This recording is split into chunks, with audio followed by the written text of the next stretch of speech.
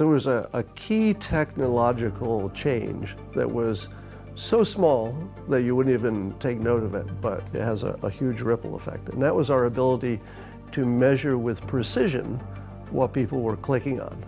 At the moment you knew what people were clicking on, you could know that this headline is better than this one, this story is better than this one, this approach is better than this one, and then you would just have to follow it, because these are public companies. If you're a public company, you've got to follow the profits, and that means following the clicks.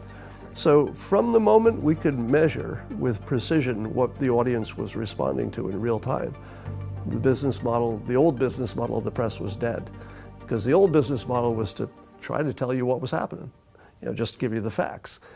Just how are today's people actually trapped in mental prisons they're not aware of? Could this be the reason for a lot of today's political and social discord? What exactly is loserthink, as conceived by author and cartoonist Scott Adams? And what strategies could be used to help people get out of their ideological bubbles? This is American Thought Leaders, and I'm Jan Jekielek. Today we sit down with Scott Adams, the creator of Dilbert. He's also a trained hypnotist, student of persuasion, and author of a number of best-selling books, including Win Bigly. His newest book is titled Loserthink: How Untrained Brains Are Ruining America. Scott Adams, wonderful to have you on American Thought Leaders. Thanks for having me. So Scott, Loserthink. I finished reading your book. I actually have been listening to the audio, which I think is really wonderful because you decided to do it yourself. Unlike many of the books that I listen on audio, I like to do it that way. Before we dive into it, I wanted to ask you, you're, aside from being a cartoonist, you're actually, I guess, an expert on the art of persuasion. I think that's fair to say.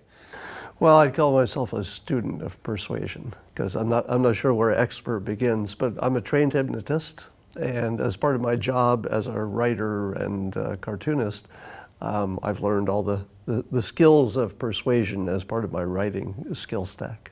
So, when I read the book, I found myself agreeing with so much that's in there. Oh, this makes a ton of sense. Oh, this is good. And I'm trying to figure out whether it's because you're right or whether it's just you're very persuasive. It's both. Okay.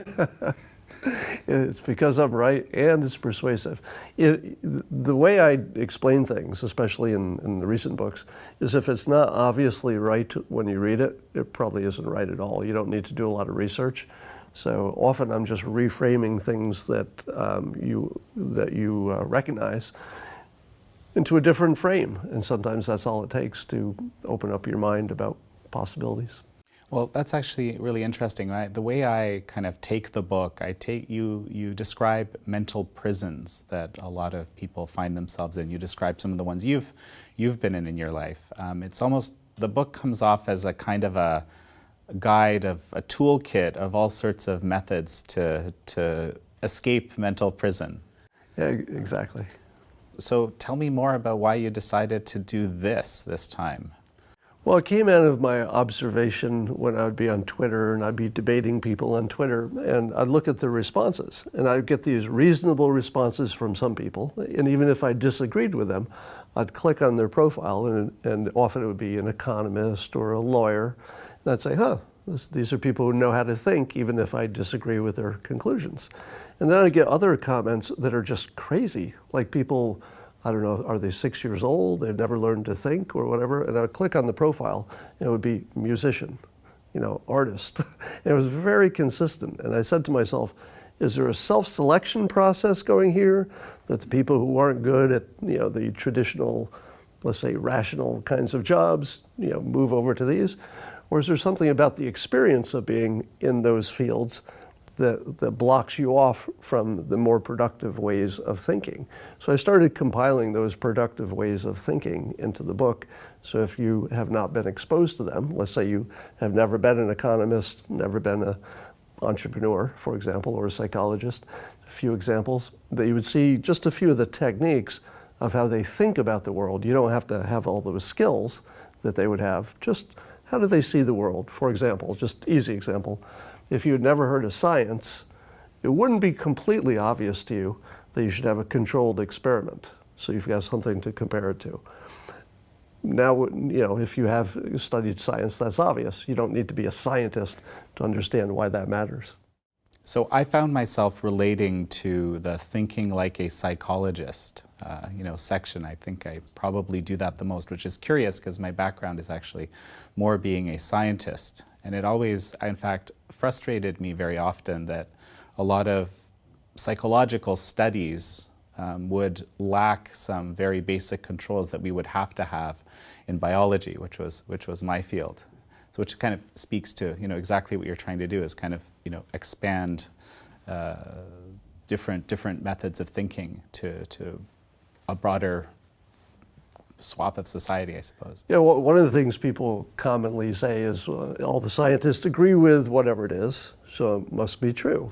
But if you look at the number of scientific papers that were studied, and even though they had originally been accepted in some kind of publication, something like half of them don't hold up. So there's a ton of science that's moving toward the right answer, but they're wrong until they get there. And the problem with believing in any expert, especially in this case in science, is you never are quite sure, have they reached the point where now they know what's happening, or are they still on the journey and what they think now will be overturned? How would you know? You just know that the scientists believe it's true. But there's a tendency to reward people for, say, being like, no, definitely, we definitely know the answer, right? And there's a penalty, it seems, for not saying that, right? Yeah, another thing I talk about is to look for financial incentive when you're looking at anybody's opinion. It's more radically important in the financial field. If you're getting your financial investment advice from someone who makes money by no matter what you do, let's say a financial advisor who's taking 1% of your portfolio, whether it goes up or down, still they take their 1%. That person maybe is not who you want to trust because there's a conflict of interest there. I find it very interesting. You use the example of climate change in the book to kind of look at it. Tell me a little. I find it fascinating how you look at this whole issue of climate change. So climate change is a lot of people on one side saying all the scientists agree, therefore we've got this problem. But what they don't do as well is break out the parts of climate change and put different levels of confidence on them. For example, the scientists say that adding CO2 to the atmosphere, all things being equal, should cause more warming. Probably true. It seems like exactly the sort of thing the scientists would be able to figure out. That's the sort of thing that you could expect. It's probably true. But then they go to the next level where they do these complicated prediction models where they're trying to predict 80 years of economic, social, technological change, plus the environment, which would be hard enough to model through next week, much less 80 years. And those are really for persuasion. So if you see those as persuasion vehicles, not really a record of what's going to happen in the future, right, then you can deal with it more productively and say, okay, do they really know what's going to happen in 80 years? Simple example. Even if storms get worse, does that mean that more people will die? Probably not, because the trajectory of people dying from natural disasters has gone from a lot in recorded times to trivial. We could have entire hurricanes taking out a state, and if we're smart enough, nobody dies because we can see it coming. So in all likelihood, the death and danger of climate change, we'll figure it out. We will adjust. 80 years is a long time. Now, another thing that they say is that it'll cost, it will be a 10% hit to our GDP by the 80-year time. Right. Now, if you're not an economist, you'd say to yourself, wow, 10%, that's trillions and trillions of dollars. This is a big deal. If we had a 10% pullback in our GDP today, like people would be massively laid off, it'd be a big deal. But over 80 years, that's a 10% less than it would have been. If you start doing the compounding of normal growth of our economy, that 10% in 80 years, we literally wouldn't notice. Nobody would know it was gone. They would say, well, is it 5% less than it should have been? Is it 15% less than it could have been? All I know is that everything is better. Healthcare is better, there's less crime, people are more educated, because that's sort of the path of history, is that things get better. So on one hand, it's being used as the scariest thing. Look at this, economy is going to be down 10%. But if you understood how economics work and a little bit about math, you'd know we'd never notice that. You know, and it actually reminds me of one of the loserthin rules, right? The slow, whenever there's a slow motion catastrophe happening, how are you supposed to approach that? That's I call that the Adam's law of slow-moving disasters. Okay. It has to do with the fact that if everybody can see a problem coming for years ahead of time, we're really good at solving it. So, for example, it looked like we were going to run out of food because the population would grow until we couldn't get enough food. But we figured out how to make more food. It looked like we were going to run out of oil, but we started fracking and developing green sources, et cetera. And now it looks like, you know, we could have a climate change disaster of some type, whether it's economic or just, you know, the environment.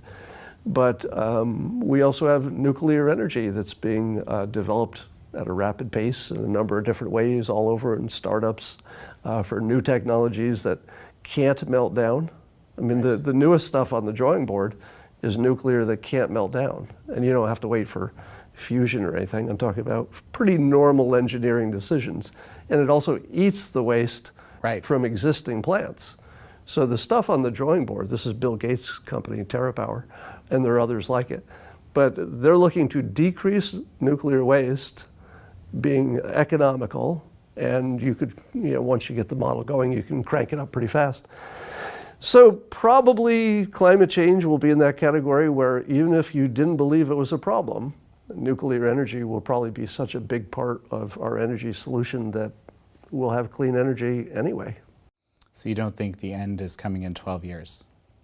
I think we will survive. Yeah, another thing I talk about in loserthin is hyperbole. And it's important to distinguish when leaders are using hyperbole to get something done. Because to get something done, you usually have to scare people, right? Okay. Now, if you're an engineer, and this is why I'm a terrible leader. Like, you know, I've thought about, oh, maybe I should run for office or something, and I thought, no, because I'm only going to be able to stick to the facts. I'm going to say, here's the facts, and people will go, that's not very interesting. But if you're AOC, she's a real leader. Now, say what you will, you know, you might dislike her politics or whatever, but just in terms of leadership quality, nothing beats you're going to be dead in 12 years. You can't top that. Now, she didn't quite say that. She said 12 years would be sort of the point where if you haven't done something seriously, point it of might no be too return, late. Right? yeah. So her hyperbole was taken out of context and worsened, but it was certainly good form to use hyperbole because it gets people moving. You know, so speaking of persuasion, I'll tell you a little anecdote from my youth, let's say. I was a Boy Scout, and a Scoutmaster gave me the book, How to Make Friends and Influence People, or How to Win Friends in Dale Carnegie. And at the time, you know, I look at this quite differently now, but at the time I was offended by the books. I thought, wow, this is a book on manipulating people. I don't want to manipulate people, right? So, let me reframe that. Okay. It's impossible to interact with people without influencing them. So you're either doing it intentionally or unintentionally. Most of the time we're influencing people intentionally. You're wearing a nice suit because you want people to watch you, to have a certain impression of you. I'm known as a cartoonist and an author, so I said, no necktie. That's the image I'm projecting. Mm-hmm. So we're all influencing people all the time, even if it's just being nice.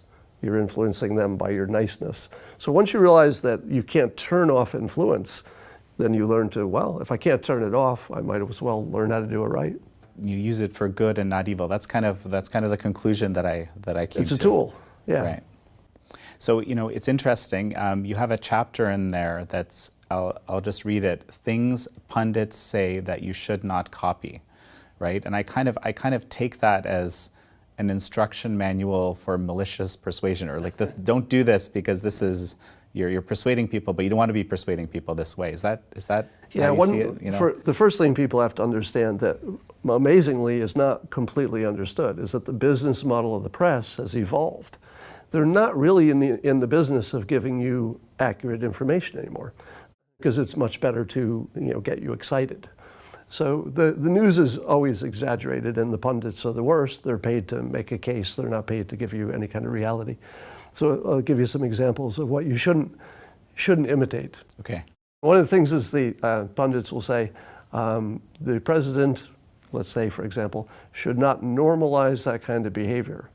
Now that's making you think past the sale to the don't normalize it, as if that's some sort of rule of nature that things shouldn't be normalized. The sale, which they've made you think past, is what is the behavior. Now, if the behavior is that the press is doing a good, responsible job, and the president is criticizing them anyway and delegitimizing them, I would say, don't normalize that. We need a free press. Right. But if the press has crossed the line into naked advocacy, and they're no longer just an arbiter of what is true, then should a president criticize this thing which is a legitimate danger to the republic? Of course. But if you say don't normalize it, you've made us think past the question, is this okay? I mean, is this something that should be stopped, or is this something that should be normalized? You don't want to skip that decision. So this is just another persuasion method, basically. Well, yes. So people use words in place of arguments. Yeah, you see this all the time. People will say, you can't do that because you're a communist, or you're a racist, you're a socialist, you're a something. And, or they'll say it's a slippery slope. That's another one. Slippery slope is one of the most meaningless phrases, but when people hear it, they get convinced by it. They're like, oh yeah, this could keep slipping. This is going to go in that direction. But there's no quality of things that makes them slippery. They're just causes and effects, and there's either an obstacle or there's not. When there's not, people usually add one if it's something they don't want slipping. So if you're saying that something has a quality of slipperiness, that's just persuasion, because there's no such thing as that quality. There's something you can observe that will keep going in the same direction until something stops it, but that's everything. Everything goes until there's some reason for it to stop.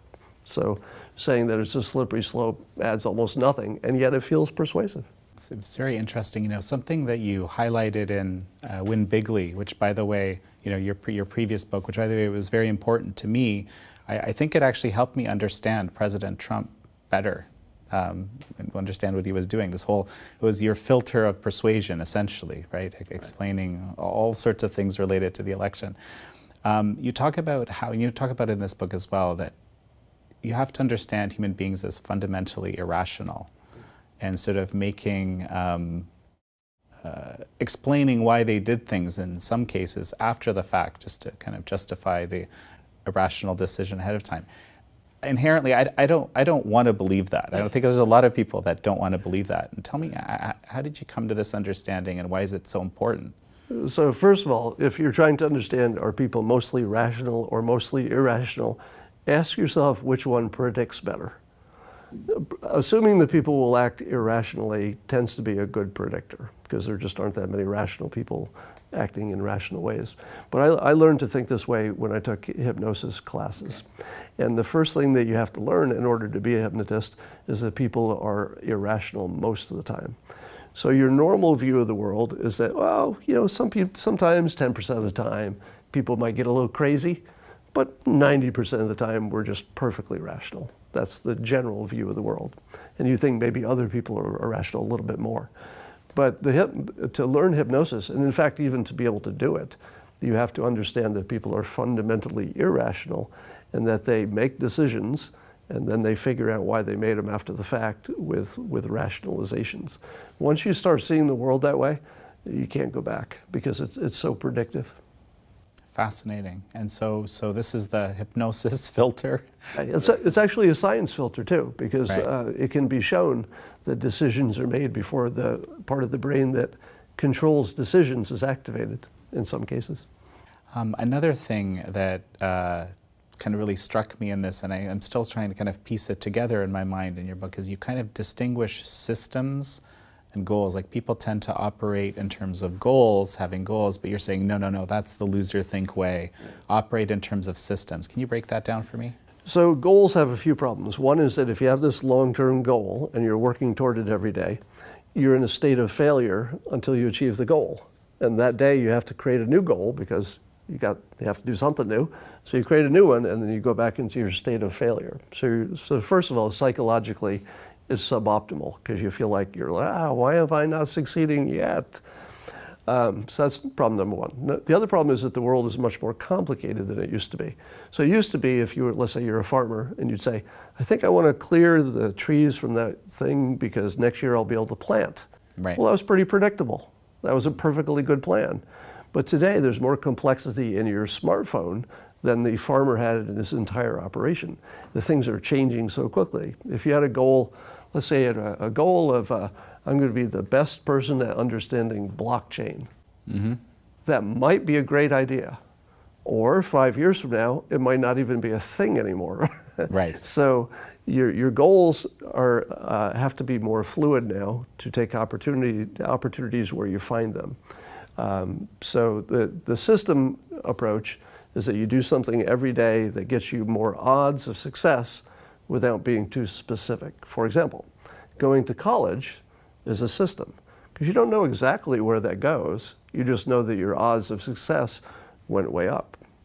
If you have a system for exercise or for diet, you don't know exactly what weight you're going to get to. You don't know exactly what you'll look like, but you know that these systems are making you healthy and making you more productive all the time.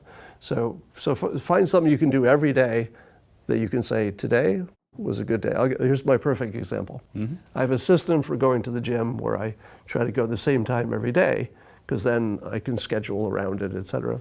But there are lots of days, maybe 6 times a year, I'll drive to the gym, get out of my car, walk into the gym, and walk into the outer lobby, and I'll look around and I'll say, nope, not today. And I'll get in my car and I'll drive home. Okay. And I'll say to myself, good day. This was a perfect day because my system is so strong that even when I really didn't have the ability to exercise, I made it all the way to the gym. And so I applaud myself and think, man, this is good stuff. And the next day I go to the gym because my system works over time. So this is one of these, I guess, entrepreneurial ways of thinking, right? With the take the micro steps, micro wins, or yeah. So the idea with the entrepreneurial way of thinking is that people have trouble starting. They say, I think I want to start this business, but it's so big. You think about all the work, and it just seems so big, and so you don't do anything because you don't want to take on something gigantic. So what I recommend is micro steps. You see serial entrepreneurs do this. They'll say, well, I don't know if I could start a business today, but I could Google this thing. I could call my friend who knows about this. I could do that one thing. And if you can't even make a phone call, write down the phone number on a piece of paper, because that's less than a phone call. Just do the smallest thing you can do and watch how that starts compounding. Because after you get going on a project, then it starts creating its own energy, and then it brings you along. Yeah, I keep needing to remind myself of that approach, actually. And come to think of it, systems, this whole systems approach, just even starting at the Epoch Times back in 2005, I've been here for quite a few years. I didn't know where I would end up. I just thought this was a great media doing something no one else was doing. And I think I've done a lot of different things. So I guess the Epoch Times has been my system. So you're a perfect example of what I call building a good talent stack. Okay. So you've got several different lanes, I think is a word you've used before, for parts of your life. So you've learned, science. Now you've learned a whole bunch of skills that go into doing what you're doing right now. Communication, everything from the look of it. You've probably picked up the technology, the producing, the scheduling, and all that. And you don't know exactly where that will take you, like you said, but that is a powerful bunch of stuff to put in one place. And I haven't even mentioned, I'll leave out a whole bunch of other expertises that you've probably put together a little bit of. And together it's a pretty powerful package, so you've got a lot of options now. So I wanted to jump back to this business model of the press, because we're here, we're here at the Epoch Times, and of course we're trying to do something a bit different than what a lot of other media are doing. And you have this concept of political warming, right? That you ascribe to this business model that essentially is the business model is manipulating people. That's just kind of what you argue, right? Can you kind of expand on that a bit? I really want to understand the case you're making deeper here. So there was a key technological change that was so small that you wouldn't even take note of it, but it has a huge ripple effect. And that was our ability to measure with precision what people were clicking on. The moment you knew what people were clicking on, you could know that this headline is better than this one, this story is better than this one, this approach is better than this one, and then you would just have to follow it, because these are public companies. If you're a public company, you've got to follow the profits, and that means following the clicks. So from the moment we could measure with precision what the audience was responding to in real time, the business model, the old business model of the press was dead, because the old business model was to try to tell you what was happening. Just to give you the facts. The new business model requires that they set your hair on fire. You've got to read the news and go, I've got to do something about this. I've got to go to Twitter and complain. Because you'll click then? Or is that... Yes. The more worked up you are, the more likely you're going to click on it. So you should assume that everything you see in the news, this seems like it's hair on fire, the republic is over, is attenuated by the fact that the business model requires that. You could take almost any story in the news and say, look, write down 5 news stories that looks like it's doom. Like we're really in trouble. There's an impeachment, there's global warming, there's 5 of them, and I'll make you 5 bets, $1,000 a piece, that all 5 of them turn into nothing. Now one of them might turn into something, but I'll bet I'll be right 4 out of 5 times. That it's just the way it's reported that makes you worry about it. It's fine. But this is horrible, because if I knew it was 5 out of 5, okay, I could maybe work with that. But 4 out of 5. Yeah, you never know. You never know which one it is, right? Well, like we were talking about organ harvesting, and you've been talking about that on your podcast. Again, first the question is, could it be real? It's so out there. It probably isn't. That's exactly how I thought, right? Organ harvesting in China. Sorry to clarify for our audiences, but you start digging deeper, and it might be one of those, I guess, 4 out of 5 or 1 out of 1,000, or... That might be the one that's true, yeah. There's sort of a rule I heard from Scott Alexander. He's a blogger who goes by a pen name, Scott Alexander. And he was talking about how if you see a story in the news that you say to yourself, my God, I can't believe it, this is amazing. Almost always it's not true. If you wait another week, they'll say, it turns out that a man did not eat 100 cows in one day, or whatever the story is. But the first time you read it, you're like, well, it's in the news. This must be real. One of the things we talked about in our pre-interview earlier was this, cancel culture. Okay, it's something that's been on my mind a lot. There's been some, in the past few months, there's been some attempts to cancel us at the Epoch Times because of some of the work that we do. You've experienced it, recent guests, Congressman Nunes, have experienced it extensively. I want to kind of try to apply, and I understand it's a complex thing, that's what we were discussing, but I want to apply the loserthink filter to this whole phenomenon, which I'm just beginning to understand myself. Right.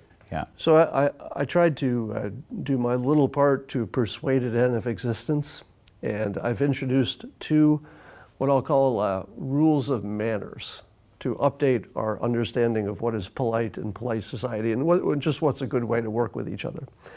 And as technology and civilization changes, every now and then somebody has to just invent a new rule. Until you had cell phones, nobody had to have a rule that you shouldn't use it in the restaurant, right? So you need a new rule. So here's 2 rules that I think would help this whole cancel culture thing. The first one is the 48-hour rule. If somebody says something or does something that is deeply offensive, and by the way, I've never met anybody who's been offended. I've only met lots of people who are sure that somebody they know would be offended, but I've never met anybody who's been offended in my whole life. It just doesn't happen. Anyway, the 48-hour rule says that if you've done something dumb, usually you've misspoken, or maybe you said exactly what you meant, but it was a bad thing to say. You have 48 hours to clarify and or apologize. And if you hit that, it's a reasonable apology, has to be a pretty good one, or a reasonable clarification that we as a society should say, 48 hours, saw a problem, did what he could do, all right? Right. And even if you suspect that the apology is insincere. This is how banners work. You know, if somebody says, I'm late because I was caught in traffic, and you're thinking to yourself, probably not. You left late like you do every single time. But you don't say that. You say, well, I'm glad you got here.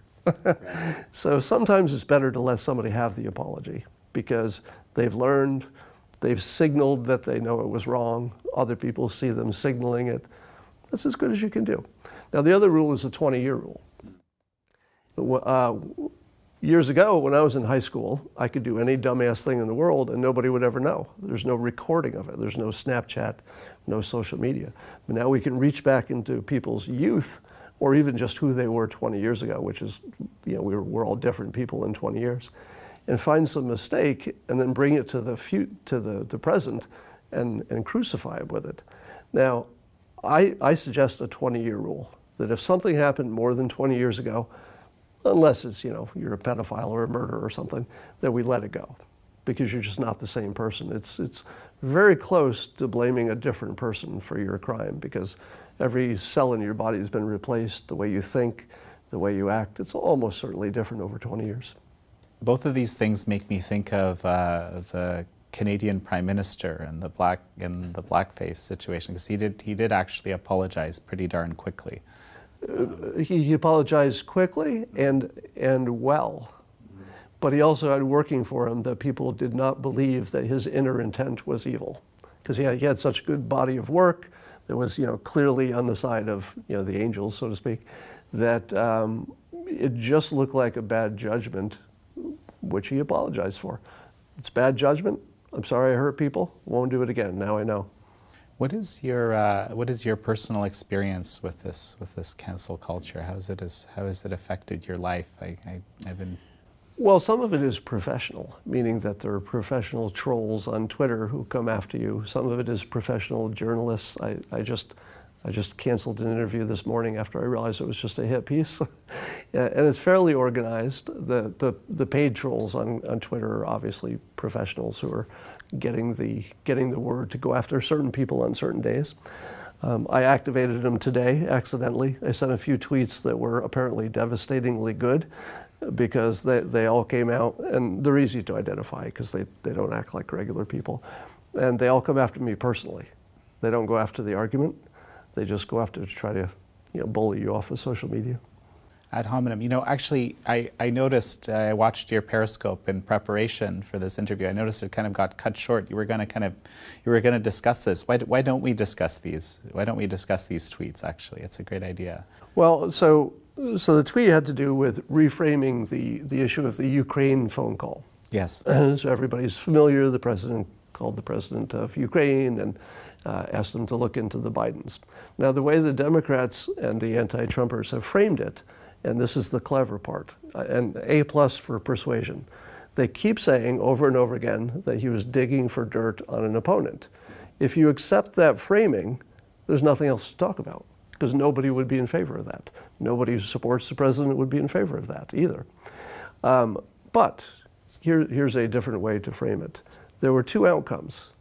Either Ukraine would look into the Bidens and find nothing, which would amount to nothing, or they'd find something that even the voters would care about. Because if it was really, you know, swampy or illegal, and by the way, there's no evidence of anything illegal, but there was enough in the public about Biden's connection to his son and his son's connection to the oil company that it was worth asking. And so the president asked, and so the way to look at this is there were two outcomes. Either there was nothing there, or there was something that the voters of the United States really needed to know. Which of those two things is impeachable? Finding nothing, or finding something the voters really care about? And is it his job?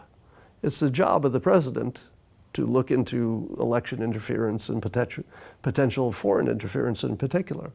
Now, his critics will say, yeah, Scott, don't try that. You know that what he was thinking was it was just for his reelection, and that's the only reason he did it. To which I say, that's how our system is designed. All of the politicians should be working to do things that are purely selfishly for reelection, so long as we can see it. It's transparent. You know, he released the transcript-y thing. He had lots of people on the call. He wasn't trying to hide anything, all right? So as long as he's not hiding it, and as long as it also is the job of the president to check into foreign interference, you could argue he's doing a good job at it or a bad job, but it is his job, and it is one of the top priorities in the country, maybe the top, making sure we don't have foreign interference. So if he's doing something that's nakedly for self-interest to get reelected, to hurt Biden, but also unambiguously it's his job, that's okay, because the system is designed for that. We want our politicians to go out and try to solve all of our problems and do a good job and do it while we're watching, and then we say, oh, well, you did that just to get reelected, but I love it, because those are all the things I wanted you to do anyway, so yeah, you got reelected. Our system requires that they follow their self-interest to get something that's good for everybody. And it's the doing it while everybody's watching that's the key part. If any of this didn't have plenty of witnesses, if he didn't want to give us the transcripty thing, but not technically a transcript, then you'd have a lot more to be concerned about. But the framing of it as digging for dirt has just been devastatingly effective, and the White House hasn't pushed back effectively. Right, you've been very critical of the responses to this. Yeah, just terrible responses, because they seem to be undecided about whether they should say it's no big deal, or is it, was there no quid pro quo? I would go further, and I would say, if the President of the United States is on a scheduled call with a leader of another country, and there isn't any quid pro quo, that would be weird. He should be impeached for not doing his job. Well, impeachment's too much, but every one of those calls should be at least an implied, but we expect you to vote for us in the UN, don't we? You don't have to say the words. You know that if you're giving somebody a big pile of money, you're going to expect some flexibility in the future. Every call, every time.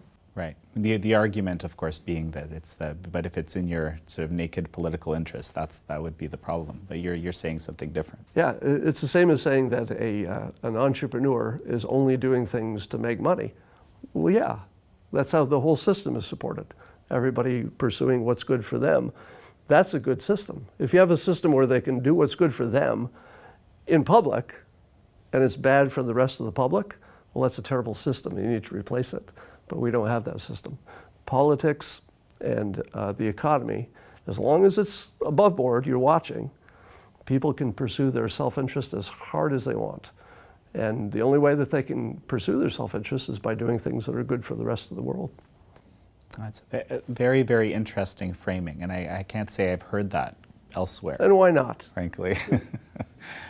Actually, one of the rules I think that you have in loserthin is that if around the media is if both the left-leaning media and the right-leaning media are both agree on the same thing, that something happened, you can generally agree, you can assume it's the truth.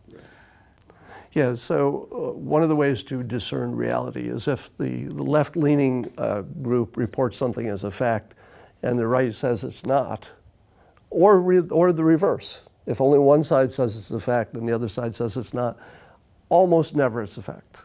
Now, I can't say that that's 100%, but you'll see that's pretty reliable. And they get the big stuff right, the big facts. There's a hurricane, there's a war, names and dates and that stuff. But when they start putting their opinion on it, of what was somebody's motivation, why did they do it, what do we predict is going to happen about it, all that stuff. If you see it on one side but not the other, it's probably not real. One area where there seems to be bipartisan consensus, and I actually just saw a very stark example of that. Susan Rice, of course, National Security Advisor under Obama on the NSC, she was giving an interview to CBC explaining why Huawei, the Chinese telecom giant, shouldn't be allowed to work on Canadian 5G networks. I think this is a really bad idea. And I was thinking to myself, this is Steve Bannon's perspective, who obviously was also on the NSC and under President Trump, very, very different approach to the world. Yet they both agree, right? And so now we're not talking about media, we're talking about politicians here. But I would say the media probably agrees with that as a statement. I haven't seen anybody on left or right say it's a good idea to have Chinese technology that can read all of our communication. Well, I don't think anybody thinks that's a good idea. It's amazing because seems like almost like the one area in politics and in the media where there's some kind of bipartisan consensus. I think one of the amazing things that Trump has pulled off is I used to be watching all the anti-China stuff, and frankly, I thought it was overblown. I thought, yeah, it's just something you say because you want to be America's great, and we're pushing against the other team, and it was just sort of team sport. But because he pushed on us so hard, it made the news sort of dig in, and you got more interested, and you started focusing. And the stuff you find is so disturbing that I've actually said we should decouple entirely. In fact, I'll probably change support of the president if he signs a trade deal, because there's so much evil coming out of China right now that we should not even contemplate having any kind of a constructive arrangement with them. We don't have to spit in their faces. We can wind down slowly, but we should not be moving any new business over there at all. Now, you are familiar, of course. My stepson died a year ago from a fentanyl overdose. And when I watch the fact that fentanyl is coming from China, it goes through Mexico and then shipped into the United States, killing, 50,000 Americans a year? Yeah. And we know the name, meaning our government knows the name of the guy in China who is behind it all. We know his name. China knows his address. They said they would do something about it. They just didn't. Now, when I watch that, I think there's no interpretation you can put on that. There's no charitable explanation for that. It has to be intentional, because obviously they have the capability to stop it. Well, it's interesting. You've described it as chemical warfare, right? And I just saw a recent piece by the Ohio Attorney General. Basically, I think they'd seized 20 kilos of fentanyl, which is, I don't know how many people that can kill, but it's a whole state. Basically, something. Yeah, he was saying this is chemical warfare. This is basically a weapon of mass destruction. So, perhaps some of your persuasion here is having impact. We've also described it that way. I don't know who came first. I'd have to look in the archives. It's a chemical coming from a nation that's not as friendly as it should be, and it's killing tens of thousands of people, and they could stop it, and they don't. So that fits weapons of mass destruction pretty well. In this, how is it that this issue suddenly became the bipartisan issue? I mean, I truly don't know of another one at the moment. Maybe the criminal justice reform was somewhat. Well, there are a few things that people will organize around. One is a foreign threat, and the other is anything happening to children. So people can differ about the right thing to do, but there's not too much question about what the right thing to do is if drugs are coming into this country and causing that much havoc. So I think because it's such a simple, uncomplicated situation, and children are involved, not just children, but a lot of them are, that's a good organizing principle. People will organize around external threats and protecting children. So Scott, I picked up this wonderful saying from you a while ago, and it just keeps applying. I've used it in a number of interviews. It's this idea of Americans, or maybe people in general, watching two different movies on the same screen, looking at the same thing, but having a completely wildly different interpretation. Yeah, the first time you hear that, people respond as like, well, how can you be looking at two movies on one screen? But then you see it, the perfect example is that transcript-like thing from the Ukraine call. We're looking at the same page, and some people are saying, well, there's a quid pro quo, it's right there, and other people are saying, I don't see it. I'm looking at the same page.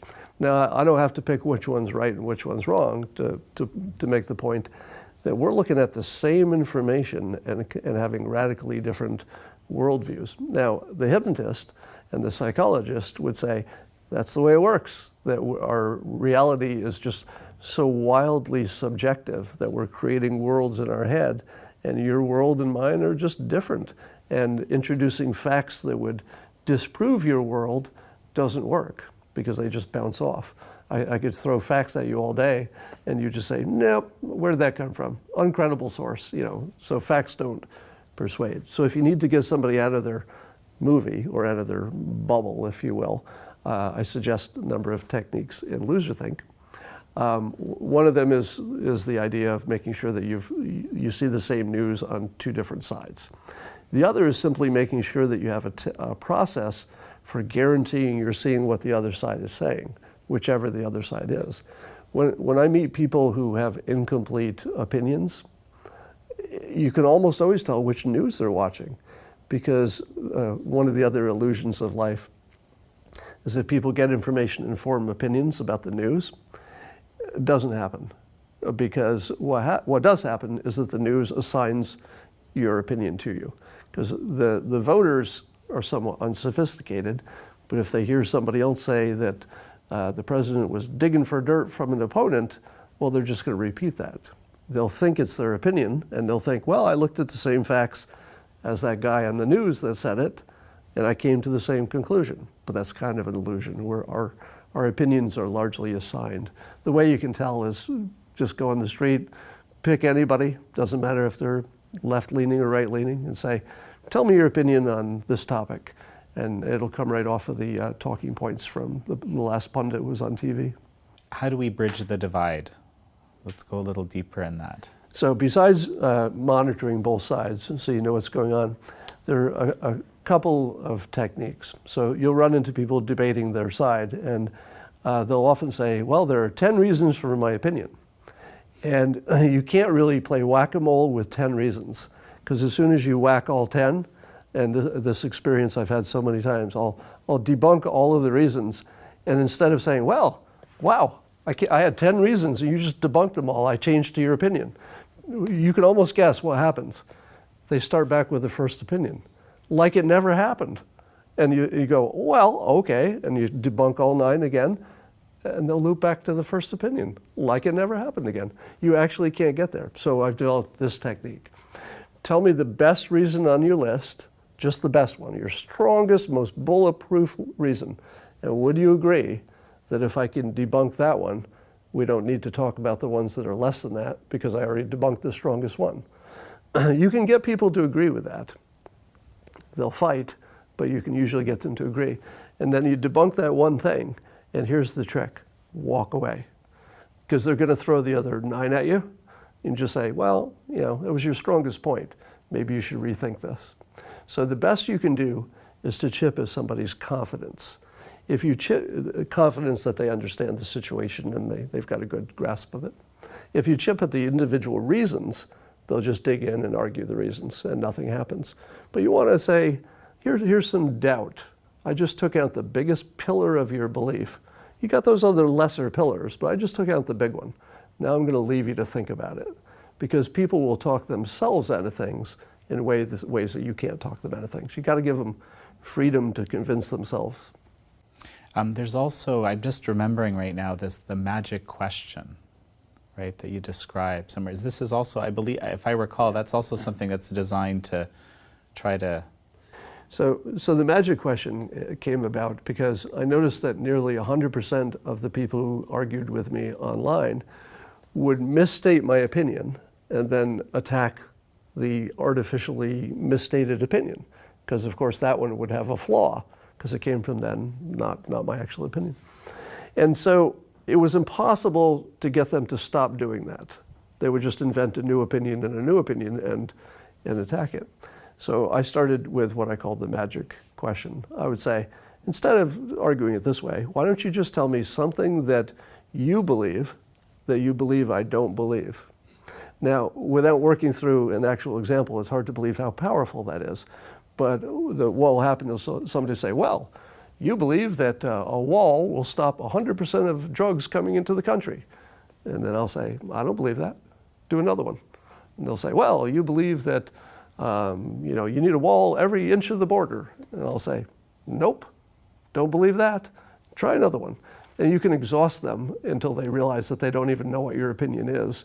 And then you've weakened them to the point where maybe they can hear it for the first time. Well, I'll do one.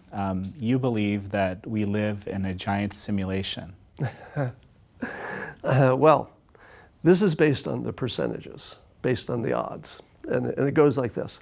We can be fairly certain that our own civilization is either at the point or nearing the point where we could create a computer simulation of a world inhabited with people who the simulated people would believe were real and then would act as though they're real.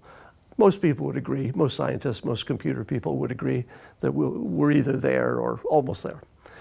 If it's true that we could ever achieve it, and once we get there, we're not going to create one. We'll probably do lots of them. If we do it well, the simulations will be smart enough to create their own simulations because they'll think they're real and they'll think they're doing what we're doing. Now, the odds of it happening only once are almost none. The odds of it happening hundreds or billions or trillions of times are very high because if it happens once, it's just going to go whoop, and there'll be trillions of them. Maybe the same day. Actually, the singularity would suggest that it could happen almost instantly. But given that, what are the odds that you're the first species, the original? Because under this model, there is one original, or at least one original, and then trillions of copies. What are the odds that you're the one in a trillion? Because remember, all the other trillion think they're the one too. It's just math. Yeah, I had to ask because I found that's a fascinating perspective which you've brought up. By the way, I like to throw in that Elon Musk says the same thing, just so there's at least one smart person on my side. Okay, so to finish up, Scott, if there's one thing that you would like people who may want to pick up the book, what can they expect to get out of it? What is your hope for them?